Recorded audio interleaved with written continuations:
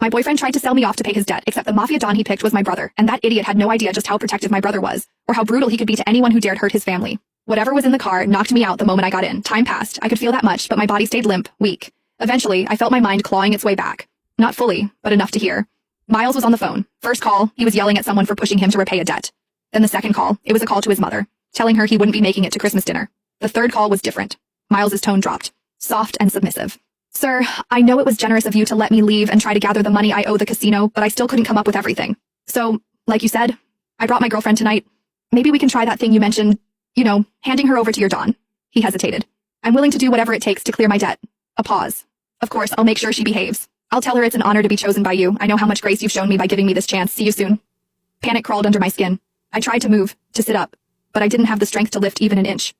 Soon, the car jolted to a stop and Miles leaned over, cupping my cheek. I forced my eyes shut tight. Eva, you looked so stunning tonight. I knew you wore that dress because I said I was taking you home to meet my family. He lowered his voice.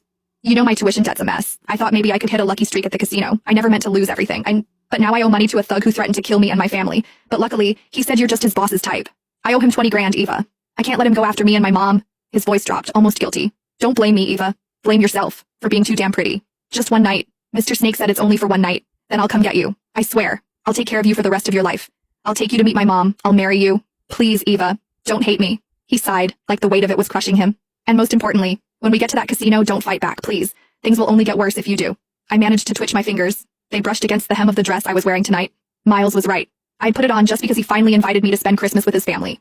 I remembered how I smiled, how hopeful I was, how foolish to think we were actually moving forward. Turns out he was just selling me off. 20,000, that's all I was worth. Miles could have asked me for help and I would have given it, but instead his pride decided betrayal was easier. My thoughts spun, scrambling for a plan. I remembered the bracelet on my wrist, the one with a hidden alarm. One press, and it would send an SOS to my brother, along with my location. The problem?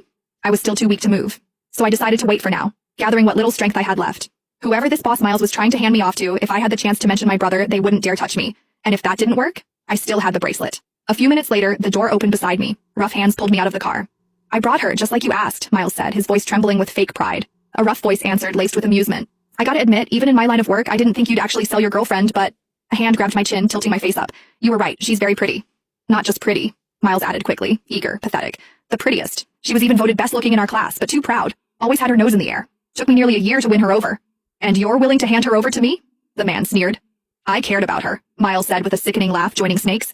Just not as much as I care about myself. Besides, look at that body, and her fingers. She's a pianist. Real flexible too. If you catch my drift, she'll make your Don more than happy. The men around us laughed, crude and revolting. If our Don is pleased, your debt's cleared.